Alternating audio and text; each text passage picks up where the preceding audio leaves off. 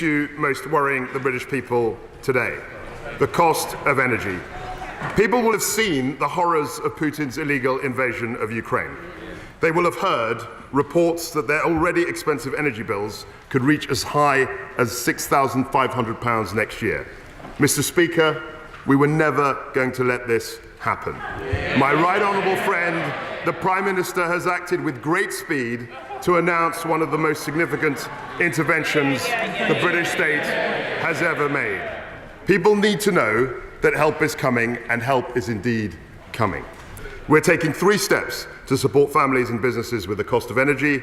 Firstly, to help households, the energy price guarantee will limit the unit price that consumers pay for electricity and gas.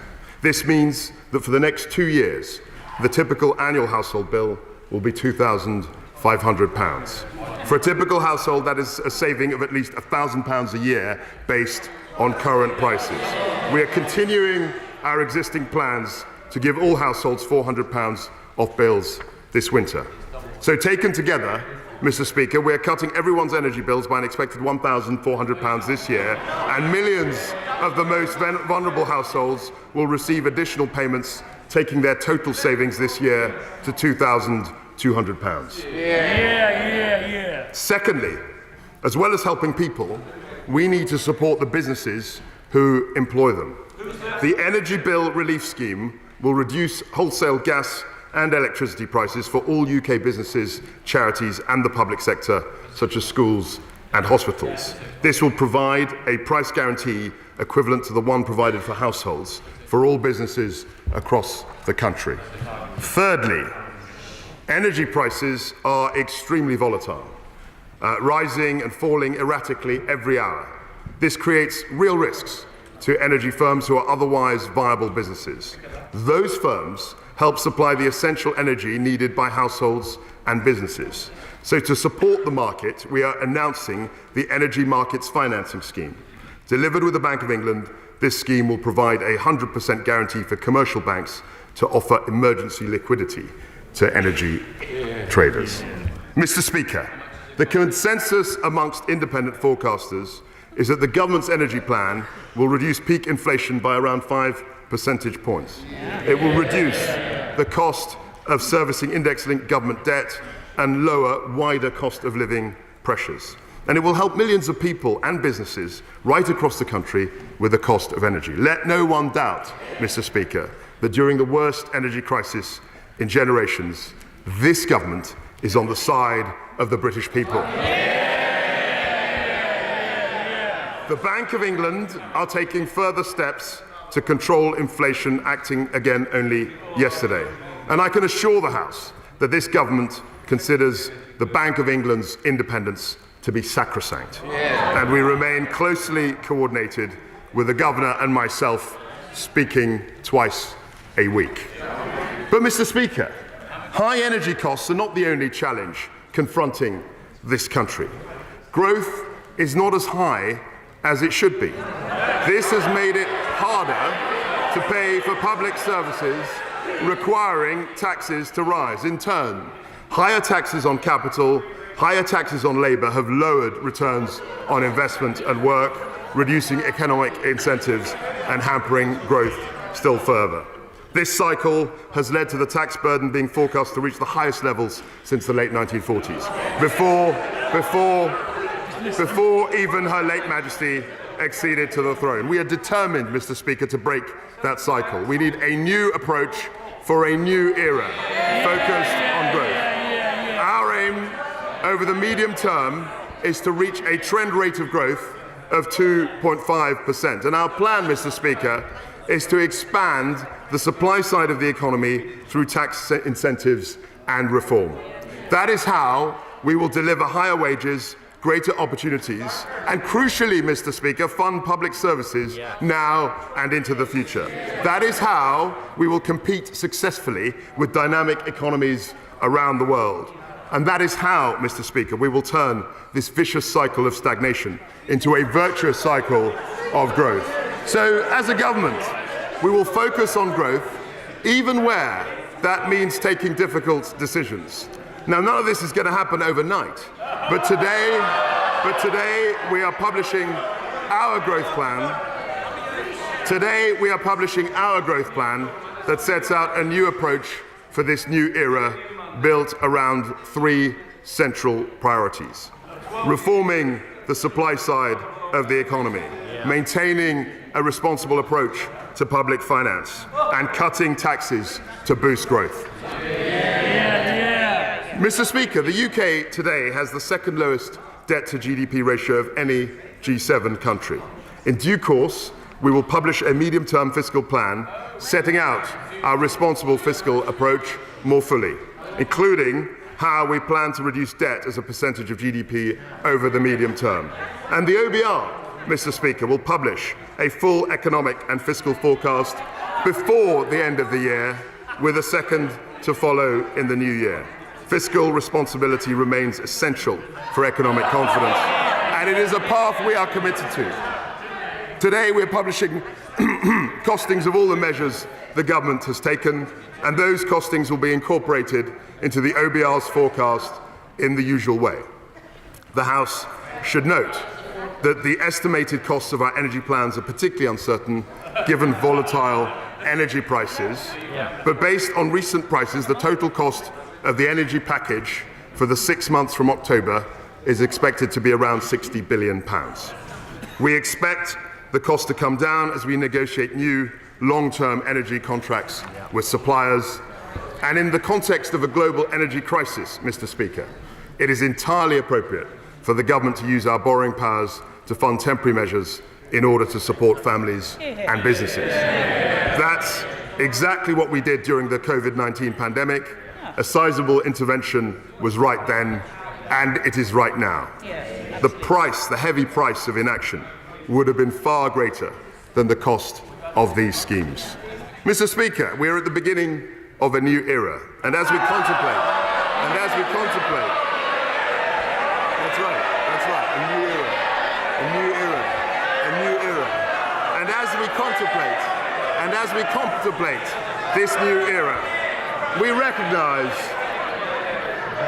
recognize, Mr. Speaker, that there is huge potential in our country. We have unbounded entrepreneurial drive. We have highly skilled people. We have immense global presence in sectors like finance, like life sciences, technology, and clean energy. But, Mr. Speaker, there are too many barriers for enterprise. We need a new approach to break them down, and that means reforming the supply side of our economy. Over the coming weeks, my Cabinet colleagues will update the House on every aspect of our ambitious agenda. Those updates will cover the planning system, business regulations, childcare, immigration, agricultural productivity, and digital infrastructure. But, Mr. Speaker, we start this work today. An essential foundation of growth is infrastructure. The roads, railways, and networks that carry people, goods, and information all over our country. Today, our planning system for major infrastructure is too slow and fragmented. The time it takes to get consent for nationally significant projects is getting slower, not quicker, while, Mr. Speaker, our international competitors forge ahead. We have to end this. We can announce that in the coming months, we will bring forward a new bill to unpick the complex patchwork of planning restrictions and EU-derived laws that constrain our growth. We will streamline a whole host of assessments, of appraisals, of consultations, endless duplications and regulations. We will also review the government's business case process to speed up decision-making. And today, we are publishing a list of infrastructure projects that will be prioritised for acceleration in sectors like transport, energy and telecoms. And to increase housing supply and enable forthcoming planning reforms, we will also increase the disposal of surplus government land to build new homes. Mr. Speaker, we are getting out of the way to get Britain building. One of the proudest achievements of our Conservative government is that unemployment is at the lowest level for nearly 50 years. But with more vacancies than unemployed people to fill them, we need to encourage people to join the labour market. We will make work pay by reducing people's benefits if they don't fulfill their job search commitments. We will provide extra support for unemployed over 50s, and will ask around 120,000 more people on universal credit to take active steps to seek more and better paid work or face having their benefits reduced. Mr. Speaker, at such a critical time for our economy, it is simply unacceptable. It is simply unacceptable that strike action is disrupting so many lives. Other European countries have minimum service levels to stop militant trade unions closing down transport networks during strikes. So we will do the same, and we will go further. We will legislate to require unions to put pay offers to a member vote to ensure that strikes can only be called once negotiations have genuinely broken down. And of course, Mr. Speaker, to drive growth, we need new sources of capital investment. To this end, I can announce that we will accelerate reforms to the pension charge cap so that it will no longer apply to well-designed performance fees. This will unlock pension fund investments into UK assets and innovative high-growth businesses. It will benefit, Mr. Speaker, savers and increase growth. And we will provide up to £500 million to support new innovative funds and attract billions of additional pounds into UK science and technology scale-ups. Now, Mr. Speaker, this brings me to the cap on bankers' bonuses. A strong UK economy has always depended on a strong financial services sector. We need global banks to create jobs here, invest here, and pay taxes here in London, not in Paris, not in Frankfurt, and not in New York. All the bonus cap did was to push up the basic salaries of bankers or drive activity outside Europe. It never capped total remuneration. So let's not sit here and pretend otherwise. It didn't cap total remuneration. So as a consequence of this, Mr. Speaker, we are going to get rid of it. And to reaffirm, we're going to get rid of it. And to reaffirm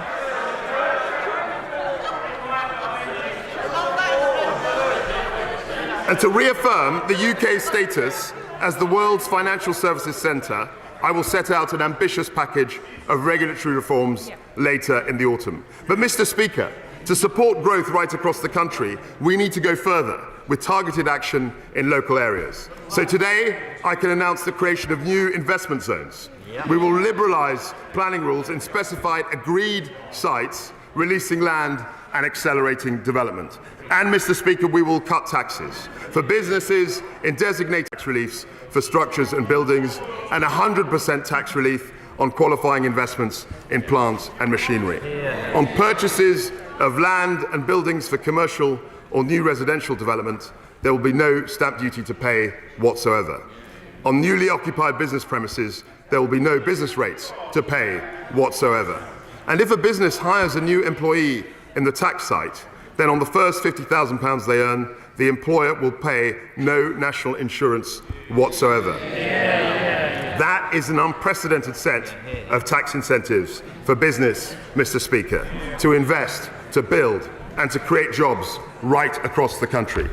I can confirm to the House that we're in early discussions with nearly 40 places like Tees Valley, the West Midlands, Norfolk, and the west of England to establish investment zones. And we'll work with the developed administrations and local partners to make sure that Scotland, Wales, and Northern Ireland will also benefit if they are willing to do so. If we really want to level up, Mr. Speaker, we have to unleash the power of the private sector. And now, Mr. Speaker, we come to tax, central to solving the riddle of growth. The tax system is not simply about raising revenue for public services, vitally important though that is. Tax determines the incentives across our whole economy. And we believe that high taxes reduce incentives to work, they deter investment, and they hinder enterprise. As my right honourable friend, the Prime Minister, has said, we will review the tax system to make it simpler, more dynamic, and fairer for families, and we're taking that first step today. Mr. Speaker, the interests of businesses are not separate from the interests of individuals and families. In fact, it is businesses that employ most people in this country. It is businesses that invest in the products and services we rely on. Every additional tax on business is ultimately passed through to families through higher prices, lower pay, or lower returns on savings.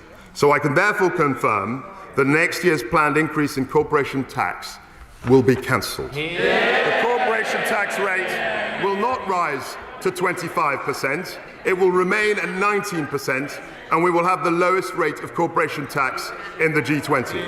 This will plough almost £19 billion a year back into the economy. That's £19 billion for businesses to reinvest, create jobs, raise wages, or pay the dividends that support our pensions.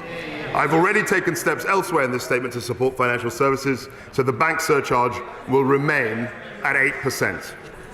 But, Mr. Speaker, we will do more to encourage private investment.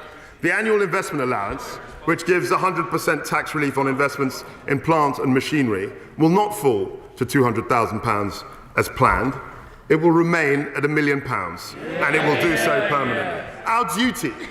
Our duty, Mr. Speaker, is to make the UK one of the most competitive economies in the world. And we are delivering. We will deliver on this. Mr. Speaker, we want this country to be an entrepreneurial, share-owning democracy. The Enterprise Investment Scheme, the Venture Capital Trust, we will extend beyond 2025. The Seed Enterprise Investment Scheme, company share option plans, we will increase the limits to make them more generous. Crucial steps on the road to making this a nation of entrepreneurs. For the tax system to favour growth, Mr. Speaker, it needs to be much simpler. I'm hugely grateful to the Office of Tax Simplification for everything they have achieved since 2010. But instead of a single arm's-length body which is separate from the Treasury and HMRC, we need to embed tax simplification into the heart of government. That is why, Mr. Speaker, I have decided to wind down the Office of Tax Simplification and mandated every one of my tax officials to focus on simplifying our tax code. To achieve a simpler system, I will start by removing unnecessary costs for business. Firstly, we will automatically sunset EU regulations by December 2023, requiring departments to review, replace or repeal retained EU law. This will reduce burdens on business, improve growth and restore the primacy of UK legislation. Mr. Speaker, we can also simplify the IR35 rules, and we will. In practice, reforms to off-payroll working have added unnecessary complexity and cost for many businesses. So, as promised by my right honourable friend, the Prime Minister, we will repeal the 2017 and 2021 reforms. Of course, we will continue to keep compliance closely under review. Mr. Speaker, Britain welcomes millions of tourists every year, and I want our high streets and airports, our ports and our shopping centres to feel the economic benefit. So we have decided to introduce VAT-free shopping for overseas visitors. We will replace the old paper-based system with a modern digital one, and this will be in place as soon as possible. This is a priority for our great British retailers, so it is our priority too.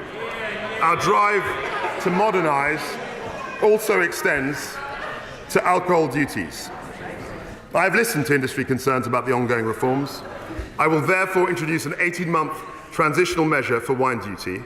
I will also extend draft relief to cover smaller kegs of 20 litres and above to help smaller breweries.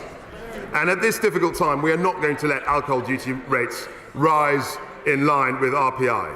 So I can announce that the planned increases in the duty rates for beer, for cider, for wine and for spirits will all be cancelled. Now, Mr. Speaker, Now, Mr. Speaker, we come to the question of personal taxation. It is an important principle that people should keep more of the money they earn. And it is good policy, Mr. Speaker, to boost the incentives for work and enterprise. Yesterday, we introduced a bill that means the health and social care levy will not begin next year. It will be cancelled. The increase in employer national insurance contributions and dividends tax will be cancelled. And the interim increase in the national insurance rate brought in for this tax year will also be cancelled. And this cut will take effect from the earliest possible moment, November the 6th. Reversing the levy delivers a tax cut for 28 million people, Mr. Speaker, worth on average £330 every year. A tax cut for nearly 1 million businesses. And I can confirm the additional funding for the NHS and social care services will be maintained at the same level. Thank you. Mr. Speaker, I have another measure. Today's statement is about growth. Home ownership is the most common route for people to own an asset, giving them a stake in the success of our economy and society. So to support growth, increase confidence and help families aspiring to own their own home, I can announce that we are cutting stamp duty. In the current system, there is no stamp duty to pay on the first £125,000 of a property's value. We are doubling that to £250,000. First-time buyers currently pay no stamp duty on the first £300,000. We're increasing that threshold as well to £425,000. And we're going to increase the value of the property on which first-time buyers can claim relief from £500,000 to £625,000. The steps we've taken today mean that 200,000 more people will be taken out of paying stamp duty altogether. This is a permanent cut, Mr. Speaker, to stamp duty effective from today. I have another measure, Mr. Speaker. I have another measure. High tax rates damage Britain's competitiveness. They reduce the incentive to work, to invest and to start a business.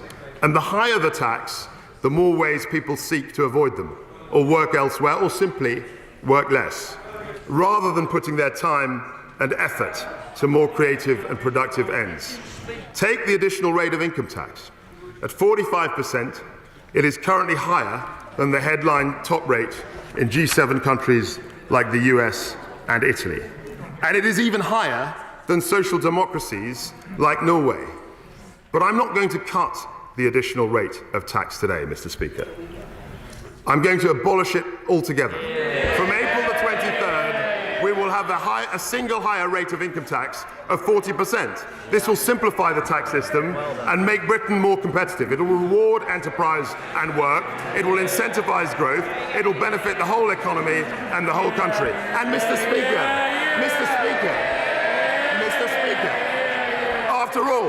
after all, this only returns us to the top rate we had for 20 years, including the entire time the opposition was last in power.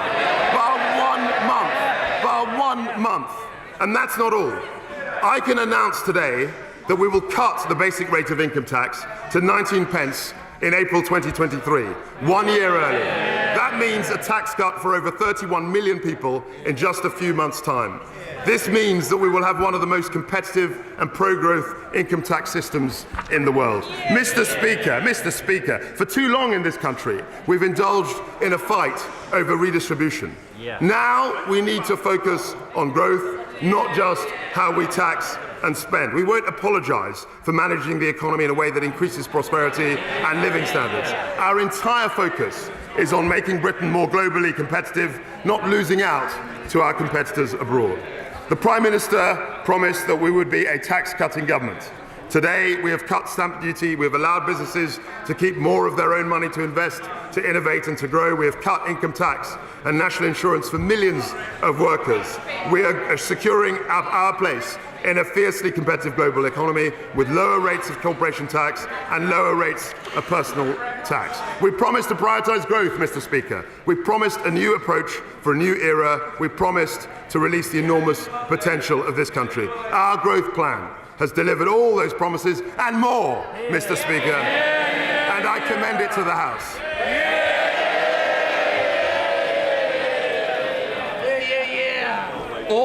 Order. Before I call the Shadow Chancellor, I inform the Honourable and Right Honourable members that at the end of questions on the statement, I will call the Chancellor of the Exchequer to move a provisional collection of taxes motion. Copies of the motion are being made available in the vote office. I now call the Shadow Chancellor of the Exchequer, Rachel Reeves. Thank you, Mr. Speaker. I would like to welcome the Right Honourable Gentleman to his place.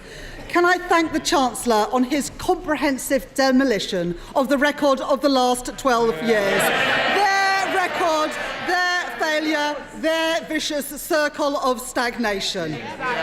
The Chancellor has confirmed that the costs of the energy price cap will be funded by borrowing, leaving the eye-watering windfall profits of the energy giants untaxed. The oil and gas producers will be toasting the Chancellor in the boardrooms as we speak, while working people are left to pick up the bill. Borrowing higher than it needs to be, just as interest rates rise. And yet the Chancellor refuses to allow independent economic forecasts to be published, which would show the impact of this borrowing on our public finances, on growth and on inflation. It is a budget without figures, a menu without prices. Speaker, what has the Chancellor got to hide? This statement is an admission of 12 years of economic failure. And now here we are, one last throw of the dice, one last claim that these ministers will be different. For all the chopping and changing, all the chaos and confusion, there has been one person there throughout, the Prime Minister. She's been a minister for a decade and defended every single economic decision. So when the Prime Minister says she wants to break free from the past, what she really means to say is that she wants to break free from her own failed record. Because where have the last 12 years left us? Lower growth, lower investment, lower productivity, and today we learn that we have the lowest consumer confidence since records began. The only things that are going up are inflation, interest rates, and bankers' bonuses. And borrowing. As the Tories become more and more detached from reality, millions of people, millions of our constituents, are lying awake at night, worried about how they're going to make ends meet. Labour won the argument that action on energy bills was necessary. But the question is, who pays? The energy producers who have profited so much from the rises in prices should make a contribution. But when the country asked who should fit the bill for their energy rescue package, the Conservatives responded, you, the British people. Instead of standing up for working people, the Conservatives chose to shield the gigantic windfall profits of the energy giants, leaving tens of billions of pounds on the table and pushing all of the costs onto government borrowing, to be paid for by current and future taxpayers. The Prime Minister and Chancellor have no regard for taxpayers' interests or for the concerns of working people. It's not just the Conservative Party is not working for ordinary families, it is actively working against them. Mr. Speaker, we have had 6 so-called plans for growth from the Conservatives since 2010. Here they are, Mr. Speaker, a litany of failure, every single one of them. Now, I do at least commend the Chancellor on having the ambition of achieving 2.5% growth a year, the last Labour government's rate of economic growth.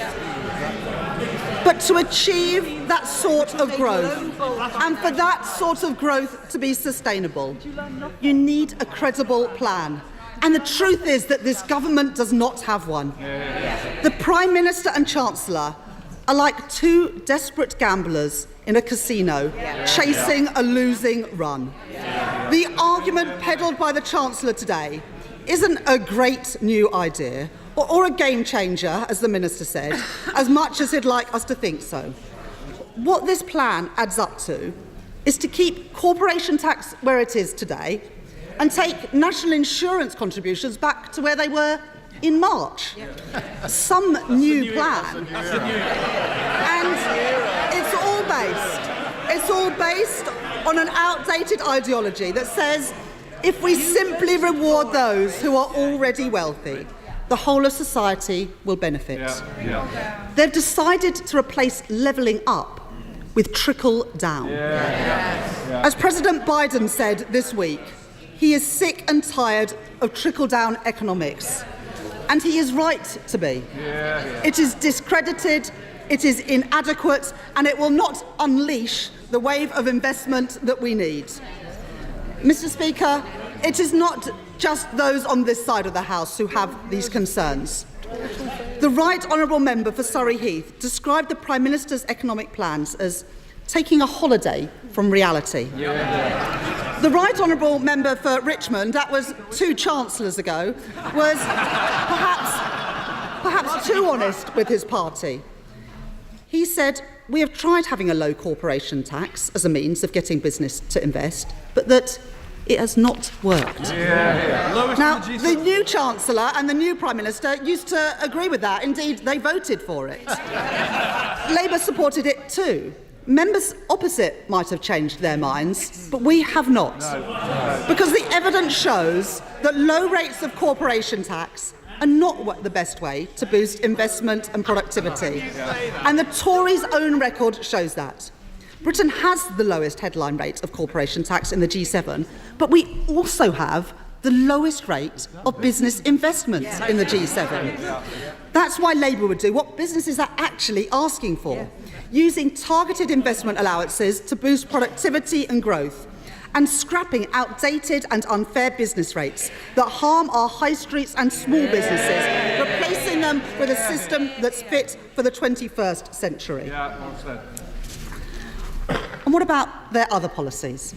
Let's take the so-called investment zones. Again, these are nothing new. Every time they were tried, all they have achieved was moving growth around the country, not creating it. The best way out of the high-tax, low-growth spiral that the Conservatives have created is to get the economy firing on all cylinders in all parts of the country. It's going to take much more than a stamp duty cut to get our country back on track. And home ownership back to the levels last seen under a Labour government. Now, these stamp duty changes have been tried before. Last time the government did it, a third of the people who benefited were buying a second home, a third home, or a buy-to-let property. Is that really the best use of taxpayers' money when borrowing and debt are already so high? And can the Chancellor confirm today how much of this stamp duty cut will go to those purchasing multiple properties? Instead of stamp duties going up and down like a yo-yo, we need to get building. We need to target support at first-time buyers and tackle the issue of homes being sold to overseas investors. The Chancellor has made clear who his priorities are today.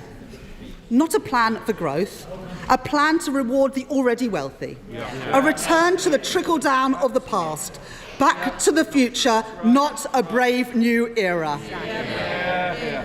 The Chancellor and Prime Minister proclaimed in Britannia Unchained that the British are amongst the worst idlers in the world. And to prove that they mean it, instead of supporting working people, this government is cutting their rights at work. Working people are the backbone of Britain and they should be respected, not sneered at.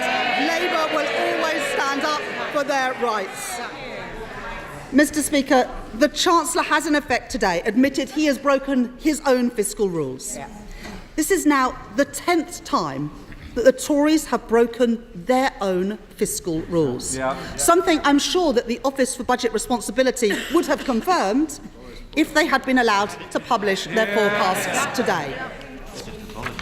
Mr. Speaker, it is unprecedented to have a fiscal statement of this scale with no independent forecasts from the Office for Budget Responsibility.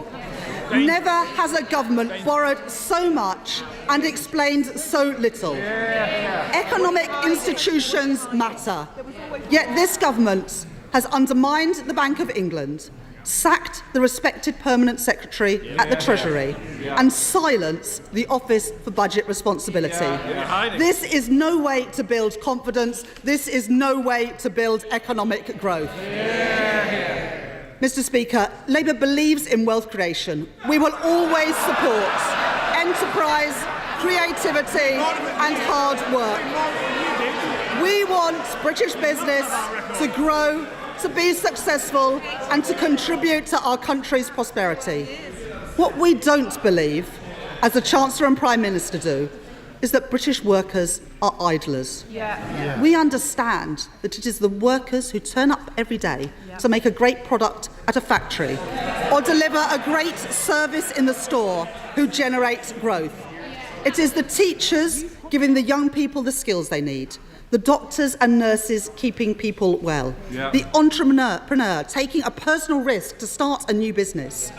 These are the people who generate growth, and they all deserve to share in it too. Mr. Speaker, this statement is more than a clash of policies. It is a clash of ideas. Two different ideas about how our country prospers.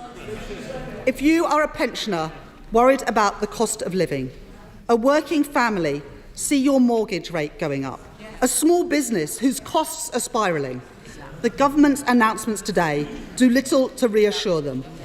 Bigger bonuses for bankers, huge profits for energy giants, shamelessly shielded by Downing Street, and all the while, ministers pile the crushing weight of all of these costs onto the backs of taxpayers. The value of sterling has fallen. We can see it, half his colleagues suspect it, and financial markets know it. The verdict is clear. When it comes to the economy, this Tory leadership do not know what they are doing. The Conservatives cannot solve the cost of living crisis. The Conservatives are the cost of living crisis, and our country cannot afford them anymore. Chancellor of the Exchequer. Thank you, Mr. Speaker. I was very interested to hear the Right Honourable Lady's defence, and I was very curiously affected when she said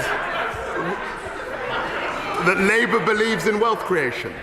That was the biggest fancy I've ever heard. You cannot grow, Mr. Speaker, the economy if you keep taxing families. You cannot grow the economy. You cannot grow the economy if you see business as the enemy. We have to reiterate very clearly to our friends on the opposite benches that you cannot tax your way to prosperity. You cannot help workers by increasing their taxes. And far from denigrating British workers, what our measures have done, is they are relieving burdens on our workers and our people by intervening on energy prices and also relieving the burden of taxation. We've got to unshackle the creative energies of this country, and that's what we're 100% focused on doing. Committee Melstride. Mr. Speaker, I welcome much in this statement. There is a great deal that will help millions of families and businesses up and down the country, but there is a vast void at the centre of the announcements that have been made this morning, and that is the lack of an independent OBR forecast. And at a time, Mr. Speaker, when the markets are getting twitchy about government bonds, when the currency is under pressure, now is the time for transparency and making it very clear that whatever tax cuts or otherwise there may be, they are done in a fiscally responsible manner. And I have to say to my right honourable friend that he should have come forward with an OBR forecast. And that we know as a committee, because of our correspondence with Richard Hughes, the head of the OBR, that the OBR was standing ready to come forward with just such a forecast. And we further know, because of that correspondence, that there is a forecast, a baseline forecast, that the Chancellor has at the moment and would have been on his desk when he first arrived in office. So could I now gently and respectfully ask him to release that forecast, to provide transparency to the House, to provide a calmness to the markets, and to do it without any further delay. Thank you. I'd like to thank my right honourable friend, and I'd also like to gently and respectfully remind him that in the statement I committed in a very categorical way to the OBR coming up with a forecast before the end of the calendar year. It will be a full forecast, it won't be a baseline forecast, and it will fully score the measures outlined in this growth plan. And I'd be very happy to meet him in his committee at a time which is convenient. SNP spokesperson Alison Thewlis. Thank you, Mr. Speaker. The Chancellor comes here today, the sixth Chancellor in 7 years, asking us to believe that the things that he voted for and supported just a few months ago were all fine at the time, but need completely reversed now. A new era, but they've been in government for 12 years. He stretches credibility beyond breaking point, saying that tax cuts for the rich, whopping bonuses for the bankers and low corporation tax for companies will somehow refloat, magically, Britain's sinking economy. He has no evidence, and this is no plan for growth. It is budget measures with no OBR assessment, ducking scrutiny time and time again. It is a plan, Mr. Speaker, for recession, for debt on an unsustainable trajectory and almost inevitable public sector cuts to come. Actively choosing to permanently cut taxes and spend eye-watering sums to patch up a failed energy market while inflation soars, interest rates are hiked and recession looms will not create growth, it will create economic chaos.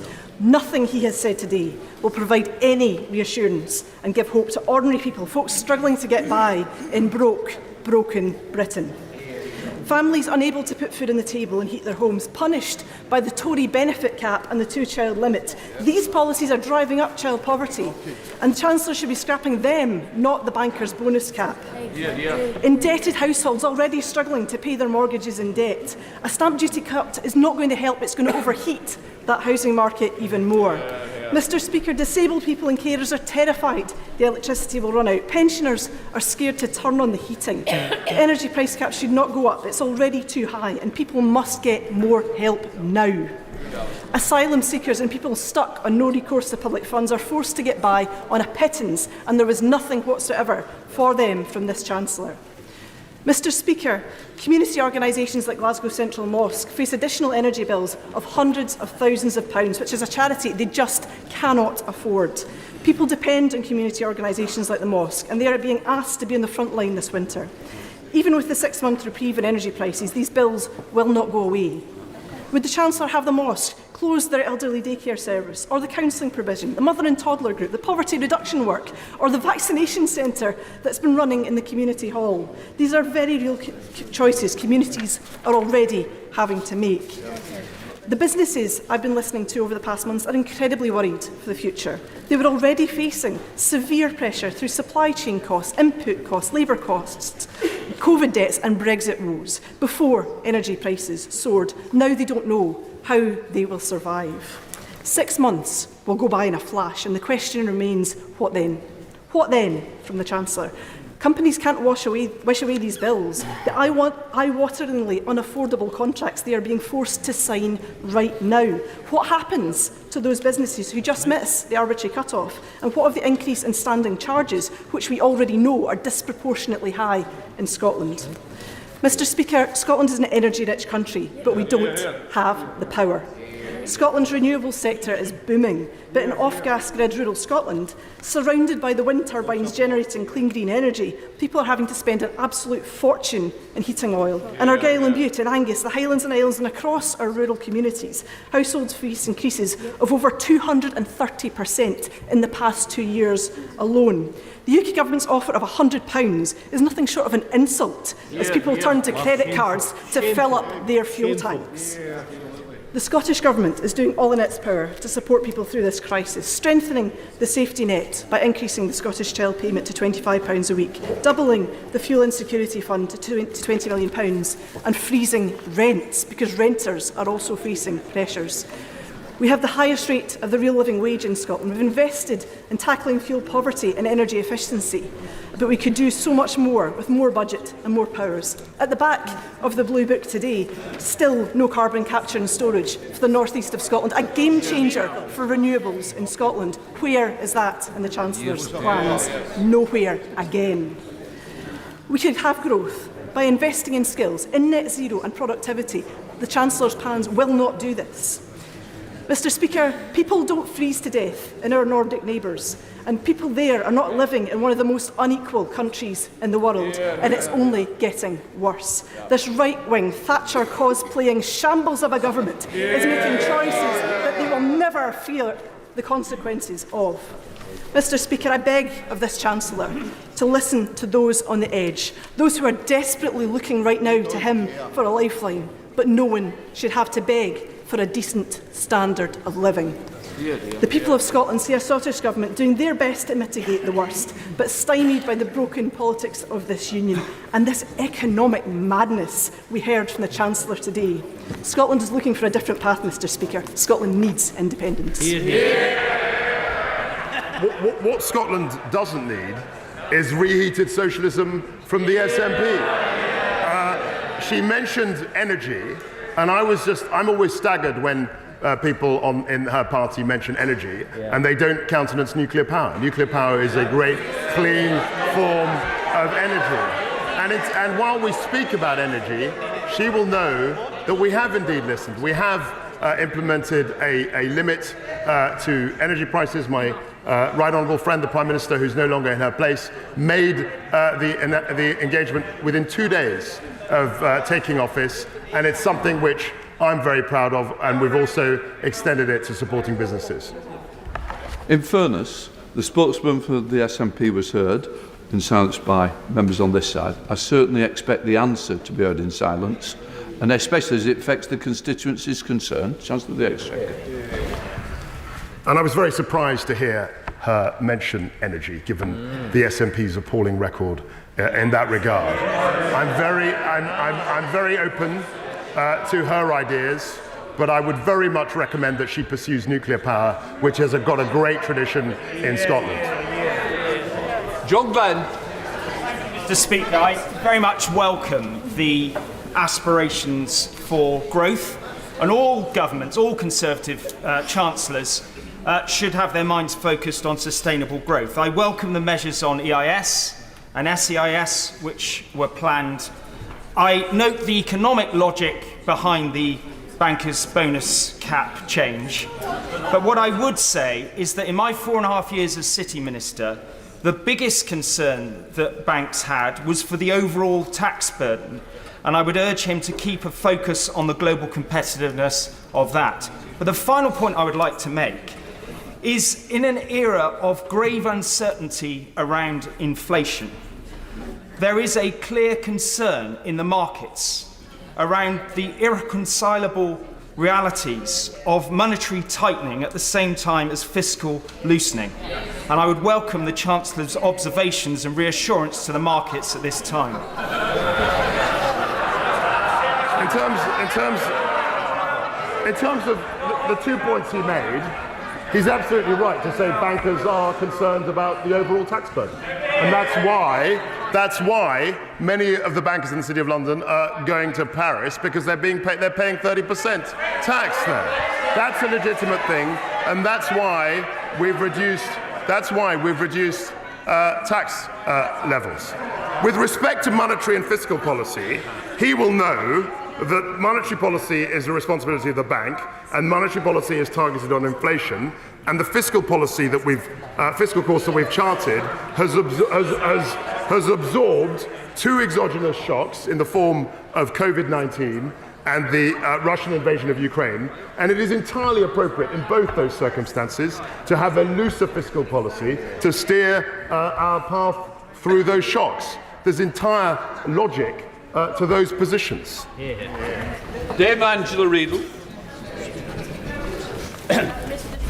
Chancellor, without giving us any sign of the figures, has had a budget now, has announced what is in effect a budget with massive tax cuts, most of which go to those who are already well off. And he has asserted, Mr. Speaker, that this will lead to growth. But he must now admit that there's absolutely no evidence whatsoever that large tax cuts for the already well-off actually lead to growth. In fact, the IMF has said the opposite.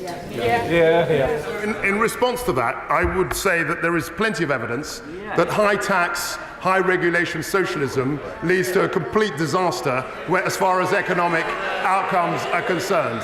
And we are doing the opposite. Andrea Lebs. Dame Angela. Thank you, Mr. Speaker. Can I commend my right honourable friend for the incredibly broad package of support for all those who are faced with massive energy bills right now?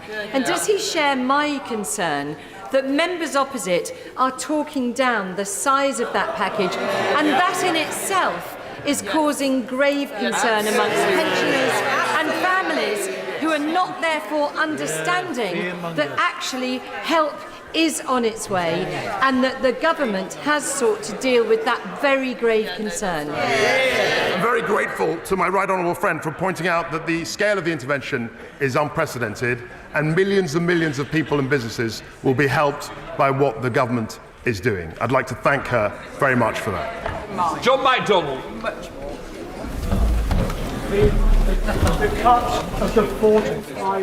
The cut of the 45p rate benefits the richest 1% in our society. Combined with lifting the cap on bonuses and his attack on those on universal credit, does he not realise that this is the most socially divisive budget in a generation? And has he not looked at history of engineered booms of this sort, which in the 1960s, the dash for growth created catastrophe in our economy, the Barber boom of the 70s created unemployment, and the Lawson boom eventually created chaos. The only benefit was each of those three engineered booms resulted in the fall of a Tory government. All I remember was the financial crash of 2008, which his own party presided over and managed to engineer. The other point I would mention is that the 40p rate was the rate for 20 years, and it was actually the rate that adopted by his party when they were successful and they used to win elections. John Redwood. I strongly welcome the growth plan and the tax cuts that will help deliver it. And does he agree with me that there are more obstacles to be swept aside so that we can grow more of our own food, produce more of our own energy, supply more of our own goods, to raise the living standards, generate the better jobs that we all want for our constituents? As so often, my right honourable friend is 100% right. Sarah Olney. Very much, Mr. Speaker. This Conservative government is completely out of touch. Today we've witnessed the biggest and most irresponsible increase in borrowing in recent times, borrowing that could have been offset by increasing the windfall tax on oil and gas companies, but instead this bill will be paid by millions of householders through higher taxes for years to come. And the Chancellor's excuse for this reckless approach is that it will lead to growth. which will supposedly trickle down as higher prosperity for the rest of us. So will the Chancellor explain to my constituents how handing £45 billion of their taxes to the UK's most profitable companies and the wealthiest individuals will help them to get a GP appointment when they need it, give their children a better education and make their streets safer? Very good. So what the Honourable Lady didn't mention in her question was the fact that a growing economy creates growing tax revenues which pay for public services. Her high tax approach, her high tax, high spend approach leads to a cycle of stagnation. We want to break free of that. Kevin Hollinray. Thank you, Mr. Speaker. Growth and cutting of taxes are true Conservative principles. So is balancing the books. By my calculations, the deficit this year, based on his announcements, will be in the region of £250 billion. Probably £150 billion. That's certainly the evidence we got to the Treasury Select Committee yesterday. I'd be interested in his actual forecast if that's not the case. But can he confirm, as he seeks to balance the books in the future, because of course there will be a higher deficit either way on this announcement, he will not do so by cutting investment in the North, infrastructure investment in the North, whatever the outcome may be in terms of his likely growth path from here? So my honourable friend will know that through growth, we will get more tax receipts, which will actually, over the medium term, reduce certainly the net debt to GDP ratio, and that's 100% what we're focused on. And he's right that in the past we've tended to reduce expenditure on capital projects, and we mustn't do that in the future if we're to pursue our goals in terms of levelling up. Dame Margaret Hodge. Thank you, Mr. Speaker. We expect our government to implement policy based on evidence. And as a student of history, the Chancellor will be familiar with Anthony Barber's 1970 disastrous economic experiment. Same thing, low tax, deregulation, desperate quest for growth, and all that did was lead to the Barber boom, followed by a big crash, 3-day working week, and it turned to bust. The Chancellor is risking all our livelihoods, he's risking our economy, and he's risking our public finances on the altar of a discredited ideology. A tsunami of tax cuts and giveaways to 80,000 Conservative members who voted the Prime Minister into office, and little for the 80% of Britons who are struggling and facing a tough winter ahead is outrageous. According to Einstein, Mr. Speaker, insanity is trying to do the same thing over and over and expecting different results. My question to the Chancellor is this: can he not see that his budget is madness? No, I think it's perfectly sane to want to grow the British economy by creating incentives. And on the Barber boom, I mean, she's a student of history. The Barber boom was driven very primarily by very, very loose monetary policy. It was essentially a demand sort of pump priming experiment. This is the opposite of that. What we're trying to do is to create incentives and also look at supply side reform. It's a completely different model. Greg Hans. I congratulate the Chancellor on the measures announced today, and congratulate him personally as well on his new role, particularly the cut in base rate, the abolition of the 45p rate, the stamp duty cut, and also the return of tax-free shopping to visitors, which will be very much welcomed in central London. Could I ask him to look further at the 7-year bonus deferral rules in financial services, which are actually amongst the most punitive in the world today? Absolutely. I will be updating the House on measures for the financial services to try and make sure that they become, as they have been in the past, a world-leading industry.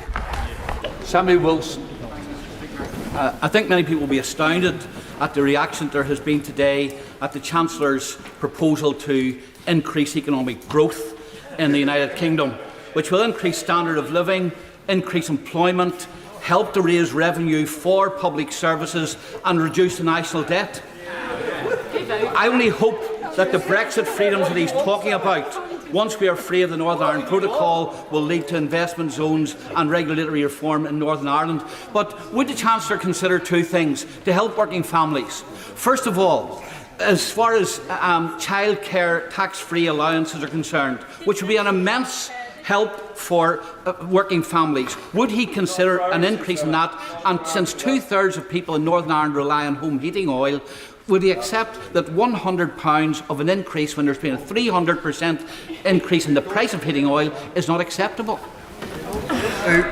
On those three issues, we're absolutely looking at the childcare issue, and I'm sure colleagues, one of my cabinet colleagues will update the House on that. We're talking about the heating oil intervention. And on investment zones, we are very, very willing and eager to engage with Northern Ireland colleagues and friends on working out how we can roll out investment zones in Northern Ireland. Anthony Brown.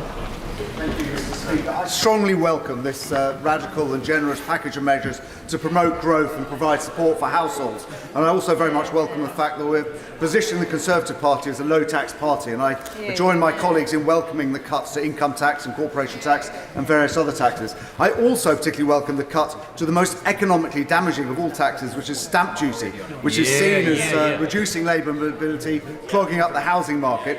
That cut is welcome. But groups like the Institute for Fiscal Studies have called for the full abolition of stamp duty to promote economic growth.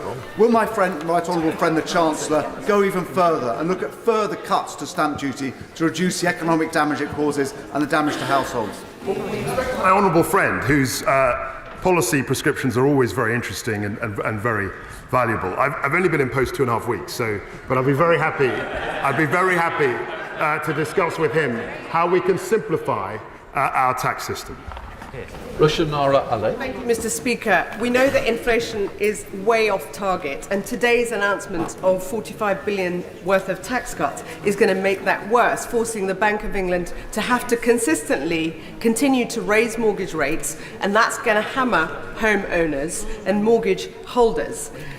The Chancellor hasn't published the OBR analysis. Isn't it time he does? And isn't the reason why he's not publishing it is because they reveal that he has broken the fiscal rules he voted for and will